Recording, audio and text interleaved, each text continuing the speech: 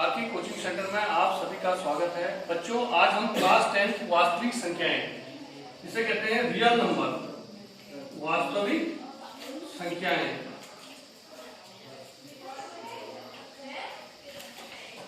इसे इंग्लिश में बोलते हैं बच्चों रियल नंबर।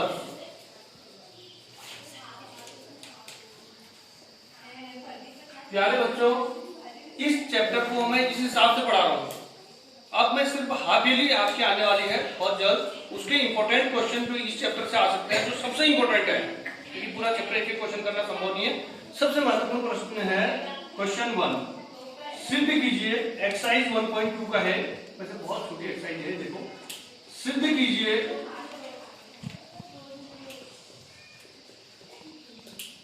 √5 एक अपरिमेय संख्या है। अपरिमेय संख्या इंग्लिश में कहेंगे prove that √5 is a irrational number. देखो, भाषा का कोई खास वो दिक्कत नहीं होनी चाहिए किसी को भी। Prove that √5 is a irrational number. अपरिमेय संख्या को क्या कहते हैं? Irrational number. इसको हमने प्रूव करना है। देखो, हम लोग याद करते हैं, बच्चे रट देते हैं क्वेश्चन को, लेकिन ऐसा करना नहीं है। आप लिखोगे माना √5 एक कैसी संख्या है? बताओ, परिमेय संख्या है।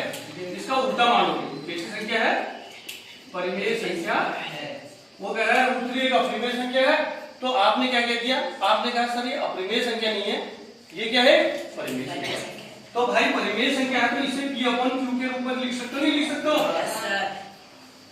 Rational number are those number which we write in the form of P/Q। जिसे हम P/Q के रूप में लिख सकते हैं, उसे क्या कहते हैं बच्चों? बताओ, परिमेय संख्या। तो इसको यहां मल्टीप्लाई कर दिया, √5Q = P, इक्वेशन नंबर 1। इसके बाद एक अच्छे से समझो, दोनों ओर वर्ग करने पर, दोनों ओर वर्ग करने पर, वर्ग करने 5Q² = P², या उल्टा लिखें P² = 5Q²। अब बच्चे कहेंगे सर इसका मतलब क्या है?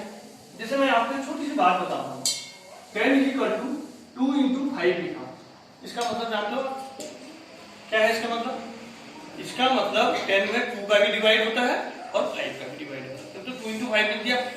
इसका मतलब ये हो गया, P² को थोड़ी देर के लिए 10 मान लो, 5 × समथिंग। इसका मतलब है P² 5 से विभाज्य है।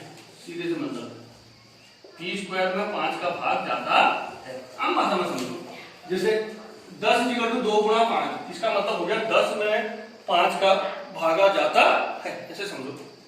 तो P² 5 से विभाज्य है, तो P भी 5 से विभाज्य होगा। P भी 5 से विभाज्य होगा। P भी 5 से विभाज्य। P = 5 R रखने पर, देखो समीकरण 2 में कहाँ रखना है? समीकरण समझो बारीकी से। अब बच्चे कहेंगे सर ये मेरे समझ में नहीं आया, P = 5 का 10 = 2 × 5 नहीं हो गया? ऐसी 5 × 2, ये समझो 5 R है, ऐसे 5 × 2 हो गया, जैसे उसी मतलब से है। तो इसकी वैल्यू यहां रख दो, समीकरण 2। 5R का वर्ग = 5Q का वर्ग। ठीक है बच्चों, इतना समझ में आया होगा। इसको लिख दो 25R² = 5Q²। तो यहां से आ गया बच्चों Q² = 25R² / 5, और बचा 25, 5R²। अब वही कहा, Q² 5 से विभाज्य है, Q भी 5 से विभाज्य होगा। Q² 5 से विभाज्य है, Q भी 5 से विभाज्य होगा। Q भी 5 से विभाज्य होगा, और कम से कम, ये ऐसा मत हो, Q भी 5 से विभाज्य होगा। और ठीक है, आप देखो P भी 5 से विभाज्य है, P भी 5 से विभाज्य है। अभी आप कहते हैं P 5 से विभाज्य है, इस समय कहने लगे क्यू 5 से विभाज्य है, यानी P और Q